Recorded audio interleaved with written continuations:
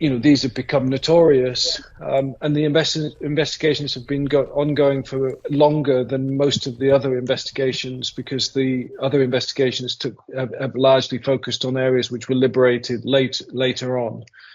So the investigations in the Kiev suburbs are more progressed than in other places, and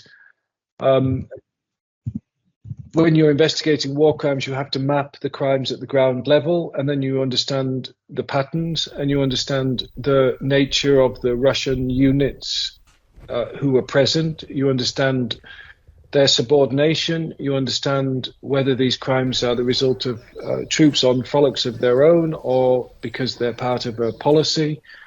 And once you start to see the policy, you begin to make the connections to the commanders going up the chain of command, and you have a very visible chain of command in the Kiev suburbs, particularly a man called General Chaiko, who was in command of pretty much all the units, it seems, in the Kiev suburbs, and therefore, on the face of it, highly likely to be responsible for what was a policy of brutalizing Ukrainian civilians.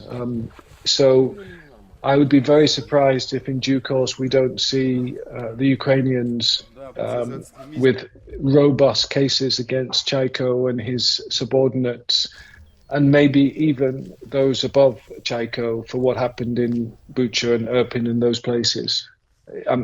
Of course, we all also know that Putin provided awards to the 64th Brigade, which again was a unit which was without a shadow of a doubt involved in the crimes in Bucha. And so there is a reasonable prospect of moving from Chaiko and the policy that he implemented and had command over, and seeing how far it goes and whether it goes all the way to the Kremlin. Just to emphasize, we don't do the preliminary, the primary investigation. The National Police of Ukraine does that, or the State Security Service of Ukraine does that, and the prosecution.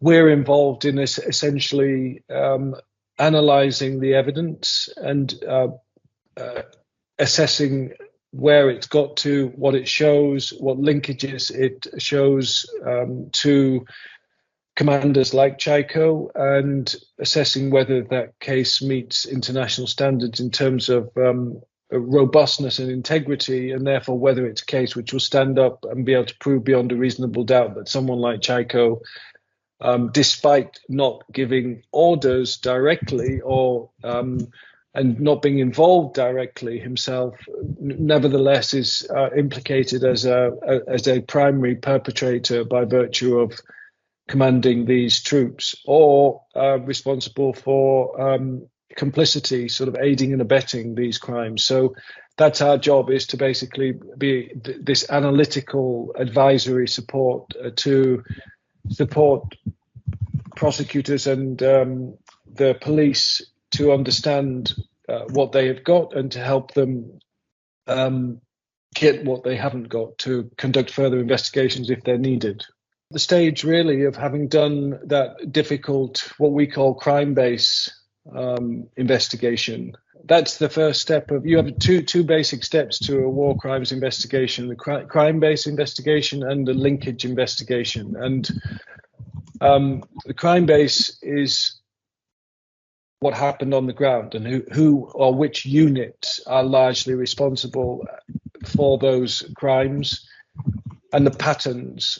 Like I say, to distinguish between crimes which have occurred outside of a policy, or crimes which have occurred because of a policy. And once you've established the policy, you can start to then make the linkages to those who designed and drove the implementation of that policy. So they're at the I would say the completion of the first, and now looking to see who beyond the immediate perpetrators should be held account for the policy, and that's where General Chaiko comes into being.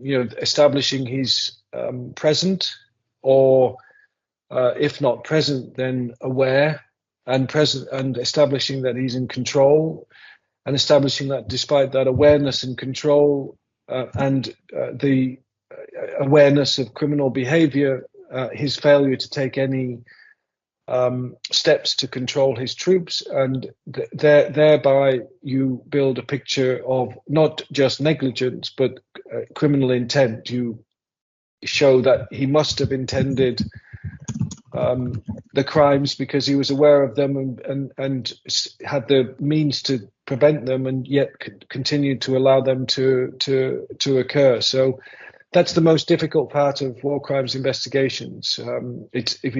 People think it's easy. I mean, intuitively, we all think, oh, Putin must be responsible. I think that intuitively, but actually, trying to prove that he is responsible for the rapes and the executions and the torture that occurred in Bucha.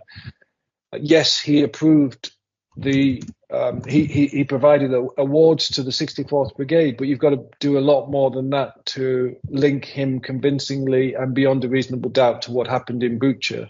Not that I'm suggesting it's impossible, I'm just suggesting it's very difficult, and this is where the Kiev suburb investigations have got to the difficult step of actually now, through circumstantial evidence, showing the links between the more remote commanders and policymakers and the crimes which occurred in those locations.